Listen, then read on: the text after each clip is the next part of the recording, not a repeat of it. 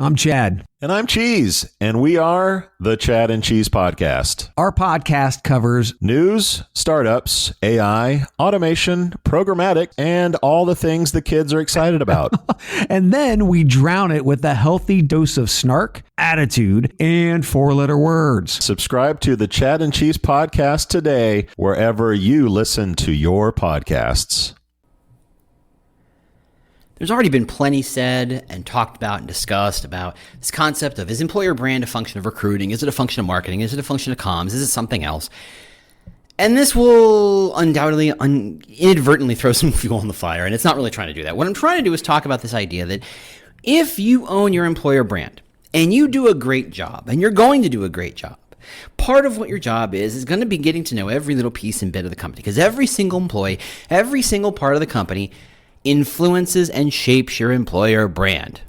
I'll say that one more time in case anybody has to write that down, because some people need to hear that a couple of times. Not that they don't get it, it's just they need to be reminded. And that is, every single person owns your employer brand and is your employer brand. Okay? So there's that. But,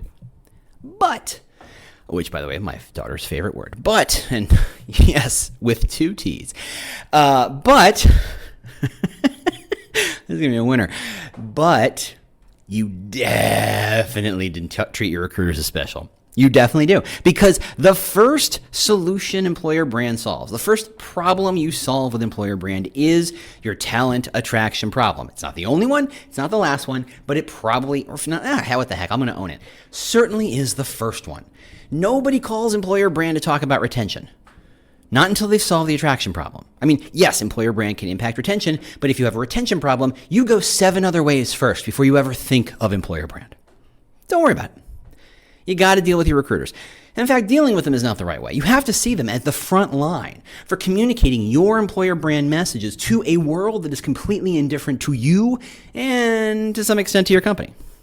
They are the minstrels. They are the heralds. They are the people pushing your message out to an audience you can't touch. So you got to make friends with them. And coming from a question from, hey, by the way, I put a post out there saying, hey, if anybody has topics they want me to talk about, got great response. I'll be using that as fodder for the next couple of episodes here. But the first one that came in was, how do you work with recruiters? Because, well, they're a different breed, aren't they? They're a completely different breed of people. What do I mean by a different breed? Well, I don't know many people who would say, you know what I want to do? I want to get paid to be rejected 99 times out of 100, to be ignored, to be told I'm a horrible human being, I'm a rat bastard on Google. You've all seen the recruiters are autocomplete thing on Google. Go do it. It's painful. But that's their job. Their job is a walking existential crisis. I have to imagine there are recruiters who have days in which they go, I'm pretty sure no one answered a single email I've sent. Maybe I don't exist. You know, that's a tough job. That is not a job I want. But people do it and they love it and they're great at it, and that's great. So how do we help them do their job so that they can help and support us as we do ours? And that is what we're going to talk about today. We'll be right back.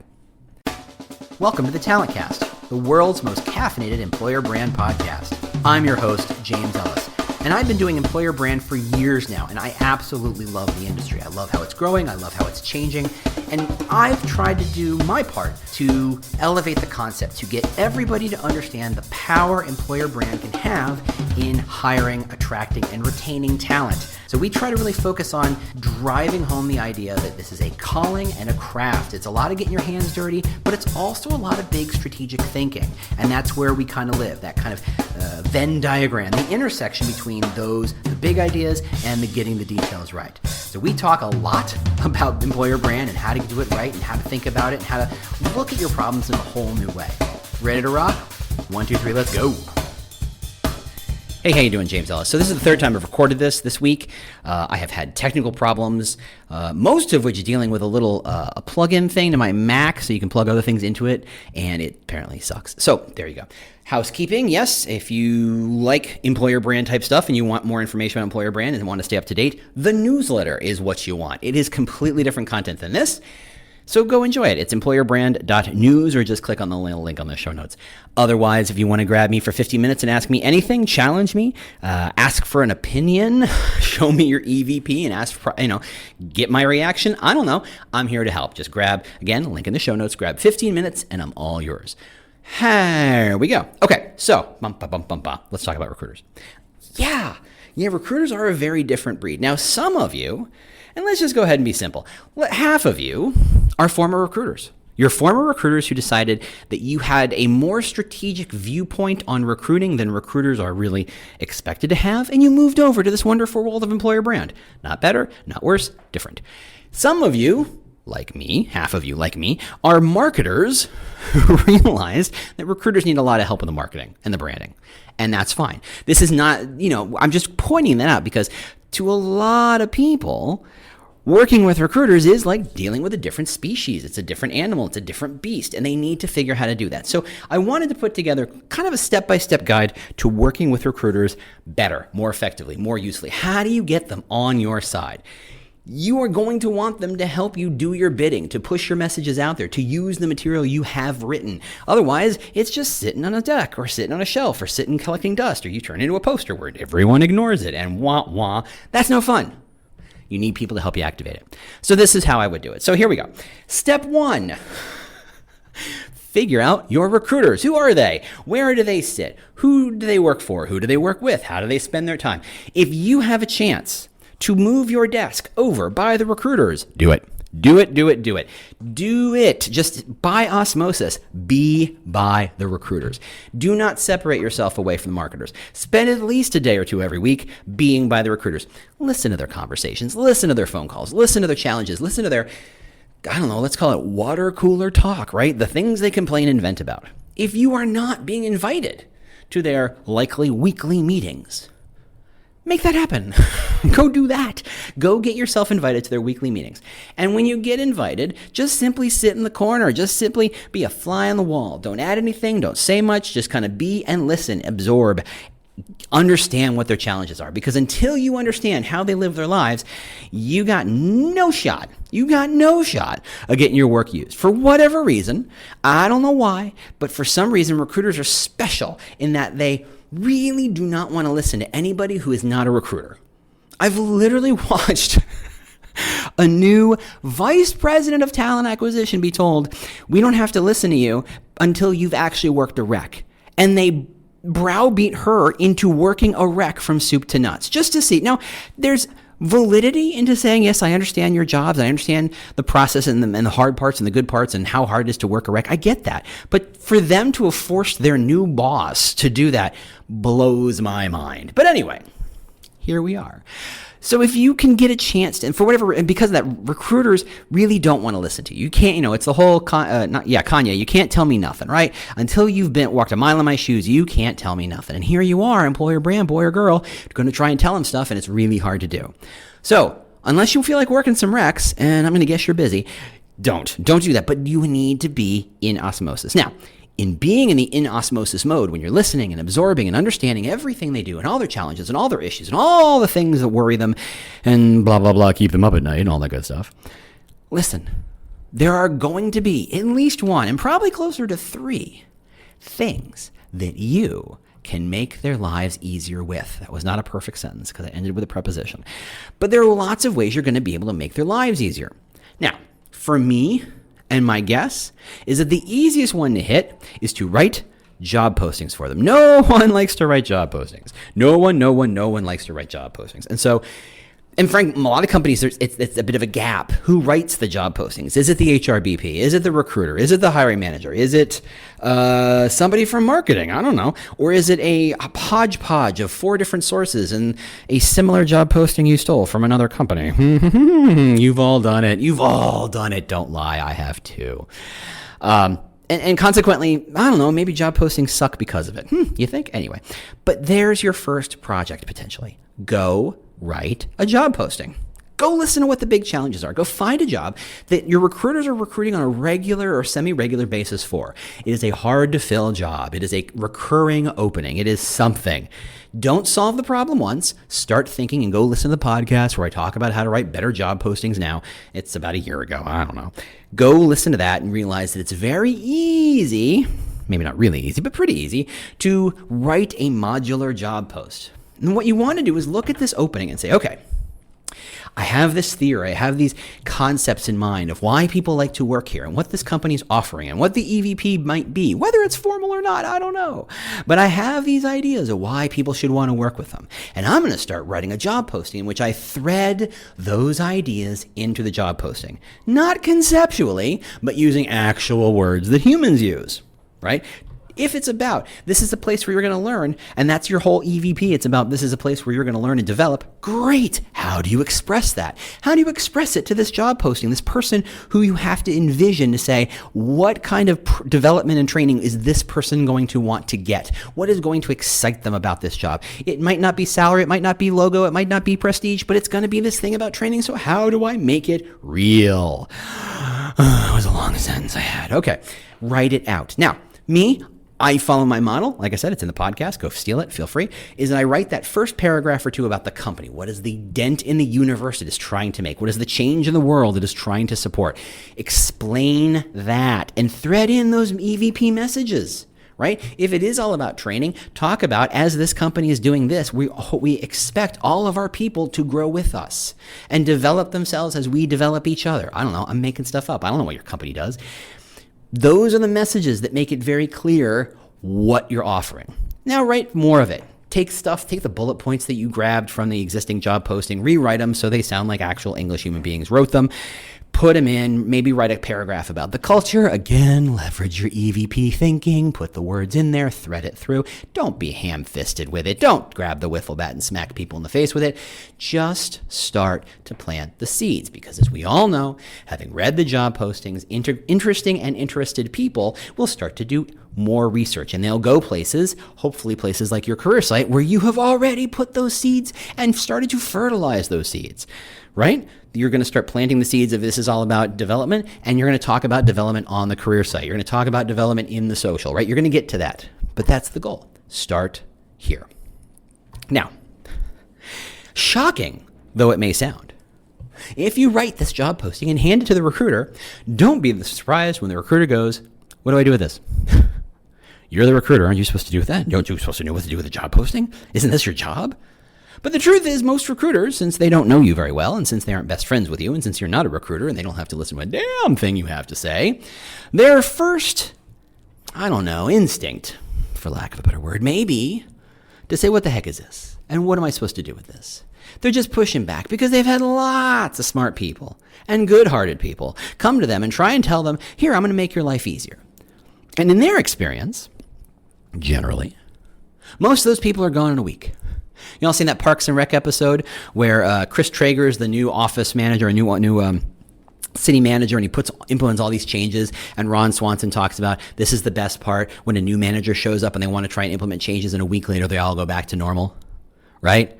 That's a recruiter's life. They're used to this. They're used to good-hearted people such as yourself coming in and saying, I got a better idea, but you'll be gone soon enough, so who the hell cares? What do I have to do? But you are not going to be gone in a week. Why? Because this is your job. Because this is what you do. So you are going to have to engage with them. So what I would do is say, look, do me a favor. I know you hate job postings. I would love to see if this kind of job posting performs a little better. Can I just put this up for you? Or can I ask someone on your sourcing team or, a coordinator so you don't have to do any work, you very busy recruiter, that someone just kind of puts this on the ATS. You okay with that? Yeah, okay. Do it again. Go write the next one. Go write the next one. Now, if you've read or listened to my podcast, you understand the second one's much easier to write than the first one. And the third one's much easier to write than the second one, and so on and so forth.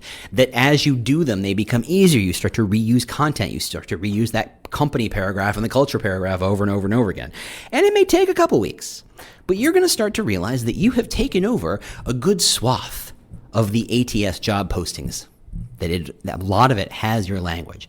You might even be surprised to see as new recs that you haven't touched start showing up, they've stolen the material that they liked out of your job postings that you already published. That is called a win. Take a tiny little bow internally, take a little sip of your tea or your coffee, enjoy. You got a victory. No one else has to know. Anyway, start to feed them that information. Maybe after a couple weeks of this, in their weekly recruiter meeting, ask, hey, just as a matter of course, does anybody feel like those job postings are helping? And listen. Now, you might have to ask that a couple of times before they start to give you the answer, which is, yeah, this is helping. We're getting more applications. People are engaging with it. I'm having better conversations with it. As I send it individually to people, it seems to be working. People are asking less dumb questions about what's this job and what's this company, and asking better questions about how can I fit into this role. Interesting. Allow them to speak. Allow them to share their experience to the other recruiters, because you are buying social proof, my friend. Social proof. As recruiters say nice things about you, other recruiters will go, oh, maybe this person isn't the worst. Good. Step one. So as you're kind of finishing this first stage of the job posting process, and by the way, having owned the job posting process, you own it forever. Sorry, I apologize. This is just how life works. No one wants once they realize someone can do it relatively effectively and efficiently and doesn't scream bloody murder every time they have to do it, they own it. So you should figure out your own process on how to make sure you build a library internally of materials you can use over and over and over again to make this very easy on you, so you're not spending a great deal of time doing it. Heck, even if you trained other people on how to do it, all the better. Right? There you are. Okay. Next process. Give them content. Now, I'm not saying, here, I found an article about our company, you should share it. Better than that. What you have to understand is that in a lot of ways, when we're working with recruiters, the job of an employer brander is not to be smarter in any way. It's not even to be that much more strategic. That's just a natural kind of process. That's your natural outlook on life and how you proceed and how you process information and develop things. What you need to pay attention to is the concept of packaging, right? Not packaging on on YouTube where you see a box opening and they show you how the stuff is. Hey, look, it comes with these things. Isn't that cool? But do you remember the first time you bought an iPhone or first time you got an iPhone and you thought, this is a really well, or even iPod. Even back then, I remember the iPod just blowing me away on how just smart this was packaged. These days, it's not nearly as interesting. It's a box. It's kind of a vacuum formed piece of plastic that the phone is sitting in. It's, there's a little tab you pull. There's a cable below it. Yeah. The iPods, the way the box was clear all the way around it, you could see what was going on. And he was taped together in a very elaborate way, in a very complicated way, and yet somehow you knew how to open it. It made perfect sense on how to open it. You packaged this idea, this product up so lovely that the package itself was almost as cool as the product inside. You kind of want to think the same thing here. So let's say, because it's a good chance you're doing this, let's say you write some pieces of content, or you make a video, or you take a bunch of pictures around the office of people doing work. Now, I'm going to ask around that concept of doing work because everyone wants to send up pictures of people standing around smiling. I suggest less of those. I suggest more pictures of people actually doing the job. I think, and I do not have proof, I think that actually supports what you're trying to do better than the smiling, I got an award, we're at an event, it's a picnic, we're smiling, yay, but blandly, yay. So, that stuff, I don't think it carries much weight. Go take pictures. Go shoot a video. Go chop it up on your little iMovie or whatever you're using. Go write a little story. Go get some testimonials, write some profiles. Make some content. Now, you don't just say, hey, recruiters, content, boom, and drop it on their desk. You don't do that. You got to package it up. You can say, hey, did you know we've published 10 stories in the last 2 months about employees? Who cares? Did you know that these stories are people in the data science team, the nursing team, the engineering team, the teams? Yeah, who cares? Hey, I know you're trying to attract people to your jobs. Would you mind if you've got a target you think who would be very interesting in, say, the engineering space?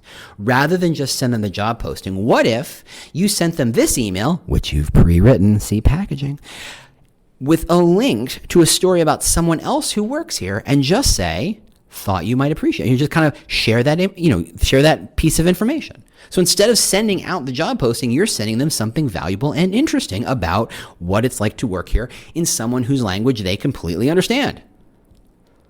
See how that works. Now send that to a couple of recruiters. bear in mind that half of them will ignore that email. That's fine. That's fine. You do not need everybody to love you day one. In fact, there will guaranteed be a curmudgeon in that group. That's okay. Watch. So what you want to do is see who responds. And keep sharing that piece of content. Keep sharing these ideas. Repackage the content every month, every couple weeks. Hey, got a couple new stories. This time it's about 2 nurses who did this thing. Here's the email we think you can send to potential nurses you're trying to attract and a link to this story. Now, if you're smart, and you are, you found a way to tag that URL and shorten it so that no one realizes that you're actually tracking how many people click that URL. Yeah, you should do that because it's great metrics for you. You can see how many people are clicking on these stories, how many recruiters are sharing them out, right? You can start to see how things work. And then as you notice that 2 recruiters are doing exactly what you say a lot, a couple weeks later, ask them, is that thing working? After you send that piece of content and a couple of days later you send them that person the job posting, do you have better conversations? Do you have better engagement rates? Do people engage with you? Don't be surprised when they say absolutely. Be sure to have that conversation in front of other recruiters, perhaps at the weekly meeting. See how this works. Social proof. If you can't be a recruiter and you can't be of the recruiters, you can have other recruiters say nice things about you. Now, I mentioned the curmudgeon earlier, which, let's be fair, those are my people. I swear I was born indignant. It's not pretty on a lot of levels. Anyway, what you want, and what you almost want to encourage, but I wouldn't, but it's going to happen so you don't have to, is let the person who doesn't want to help not help. Because you want to have a baseline measurement stick. You've heard the phrase frog in a pot of water, right? That if you put a frog in a cold pot of water and turn on the heat, the frog won't notice that the temperature is rising and rising and rising, and one day the frog, dead, boiled alive. Frog. No, not true. The same is true in the other way, that as you make things better for your recruiters, it's very easy. They don't realize how much better and how much better and how much better their lives are getting because of you. Having a reminder of how things used to be is a great way to remind them you've really made a lot of progress. I've made your life so much easier. And that helps you engage with them and helps you engage further with them. Okay. So as you package these stories up, ask for testimonial. Ask, how is this working? Hey, who are you trying to attract next? Who do you need help with? Be a resource for this person. Help them understand that you can make sure you can make custom material, or as you're building material, you can select what kind of material to build and for whom so that you can make sure that the material you're building is good for them. Let them feel like they have power and control, because let's be fair, as recruiters, they don't get a lot of that in their day-to-day. Concept of agency is a little lost on them. Okay. Ask for help. Ask what they want help with. Third project. Again, you're in their team meetings, you're listening, you're in their office space, you're in their cubicle space, you're in their bullpen, you hear the stuff. You hear the nice stuff and you hear the not nice stuff. And I'm going to guarantee that there's going to be at least one, if not many, hiring managers that are on their proverbial and not so proverbial shit lists. Oh yes, that hiring manager, the one they go, oh God, they're the worst. They're so hard to work with. Well, guess what you have to do? You have to go make friends with a hiring manager. Now, I'm not saying you're here to play savior for the recruiter, because recruiters don't need saving. They don't need that help. What they need is someone. Now, because what happens is hiring managers usually are getting all grumpy and curmudgeony because they either think, gosh, recruiting is just blank, and they can fill in whatever that blank is. And it's easier, it's straightforward, it's a process. Why don't they just give me people? Why do they have to make this so hard? Why is this such a rigmarole? Why can't they just find people? What do you mean it's a tough talent market these days? When I was hiring in 1993, it was really easy to find people. You just put an ad out. In my day, I did a thing, and I put an onion on my belt, which was a style at the time. They get all curmudgeony. Whether it's old man syndrome, or I just don't understand, or I don't care to understand syndrome, whatever it is, it doesn't matter. You get to wander in, and because you are new to the game and you are new to this process, you have an opportunity to not be a recruiter, which you're going to use to your advantage and to your recruiter's advantage. You're not going to be a jerk about it. You're helping other people. And as Zig Ziglar once said, you can get anything you want as long as you help other people get what they want. That came up in a podcast I listened to this morning, so there you are. It's true. It's true. The more you help other people, the more they will help you, which is the whole concept of this podcast right here, this episode today. So what you want to do is talk to these hiring managers and say, look, who's the hardest person for you to hire? What are you trying to find? Who are you trying to hire? Great. Hey, it would be much easier if instead of leveraging a job posting, which looks like a legal technical document written in the Icelandic, translated into Japanese, and translated back into an English by two lawyers who don't like each other, rather than just try to use that as quote unquote marketing bait for the new applicants, what if I help you? What if I become your marketer for a little bit? What if I interview your staff? What if we take some pictures of your team doing work? What if we talk about why people love to work here, or what they get out of it, or what the process of working here is like? What if we dive deep and tell a very interesting story? It will take almost no time on your part, Mr. or Mrs. Hiring Manager, but I'm here to help because I think once we have that piece of content, it will support hiring people a lot better. Okay, I guess so. It doesn't sound like much work, so go ahead and do it. Okay, good. Because what I want to do is I want to interview 3 of your people. I want to interview you for 20 minutes just to hear your KPIs and what you do and why you do it and what the value you get out of it. And then I'm going to build content so that when you have a strategic talent intake meeting with your recruiter, they have the material you need. Now, at some point, the hiring manager will say, what is a strategic talent intake meeting? I said, you might have heard it as an intake meeting, but since they're talent strategists, we're relabeling that thing. So just, now you're planting seeds. Hey, hiring manager, your recruiter is far more talented than you give them credit for. Look, aren't you a wonderful human being making their lives easier and making recruiters' lives easier? That's an easy one. So then you go and ask them, hey, so why do people like to work here? What do they get at it? What's the day-to-day? What's the expectation? Who succeeds? Why do they succeed? What do they go on to? Tell me about people who used to work here and where they went on to. Just get them talking. Record it. You got a phone? I know you do. We all do. Go take some pictures of people. Go ask for some quotes for 3 people on staff. Ask them, who are your 3 best people? And go get quotes on why they like to work here. Wrap it all up, stick it on your career site, tuck it away, and then say, okay, packaging time. 1, hiring manager, your piece of content is safe, is ready to go. It's live, it lives here.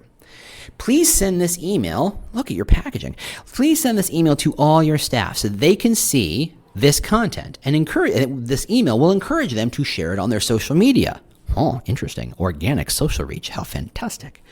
By the way, mention to them that you're looking to hire people for their team and that the referral bonus is X.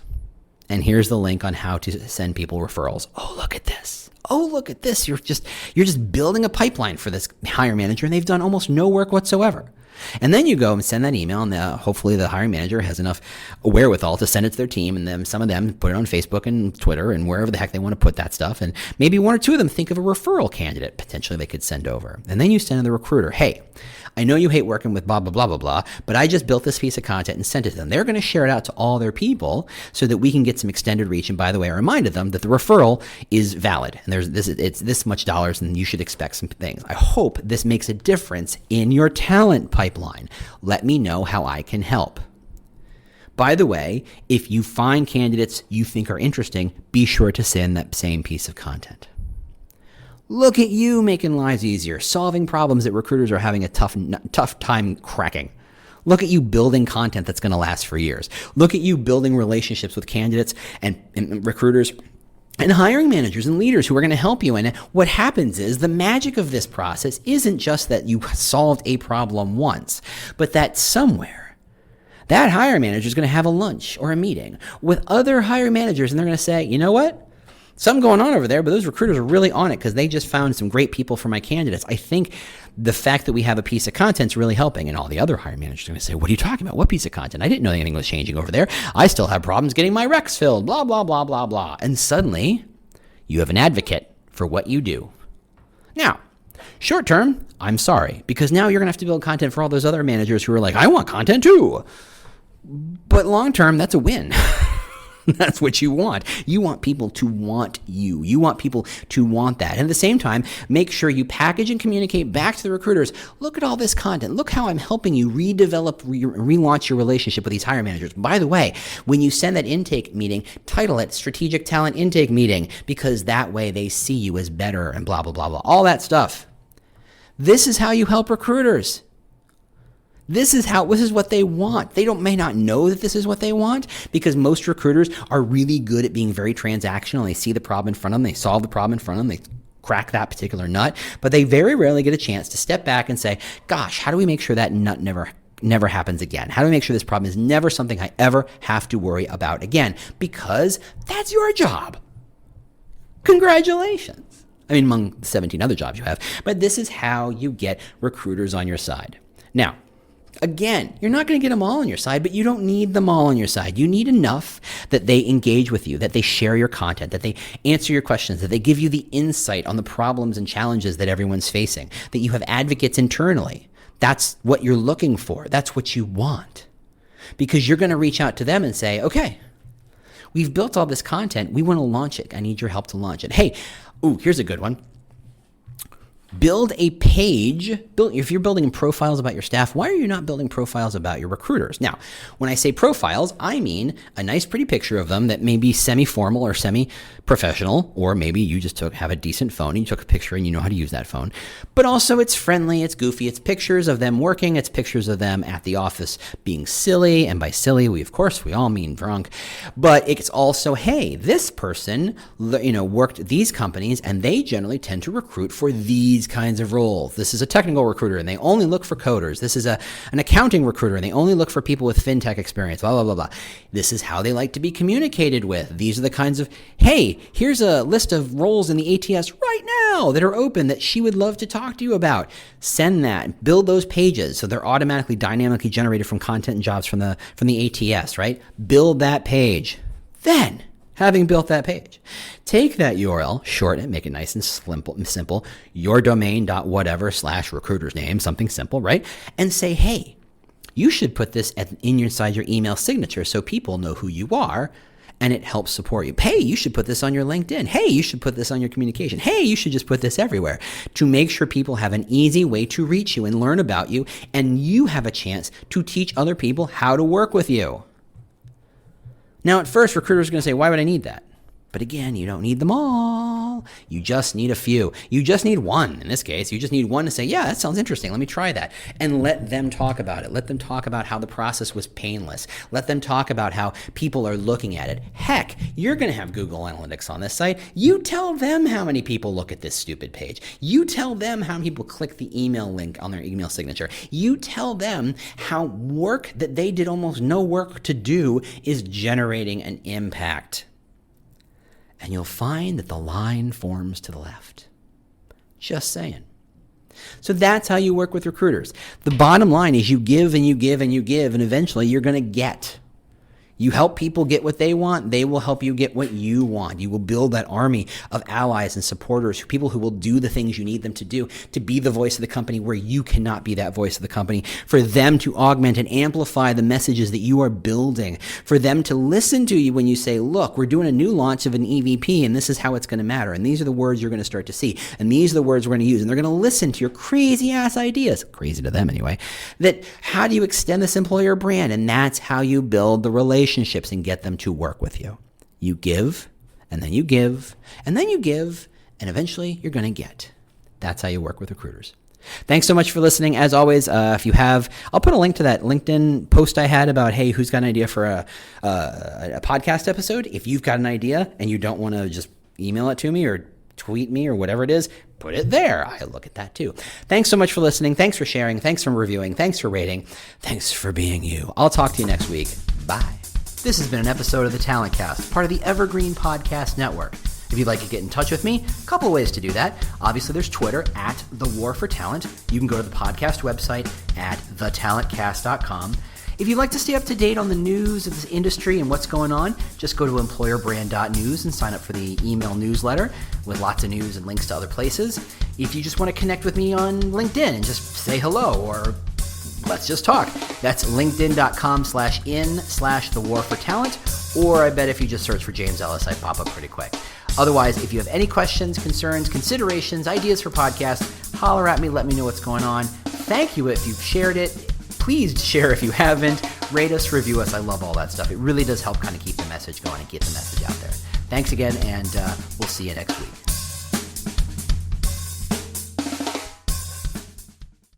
The world's best-known investor and Wall Street expert, Warren Buffett, once said, "Wall Street is the only place that people ride to in a Rolls-Royce to get advice from those who take the subway."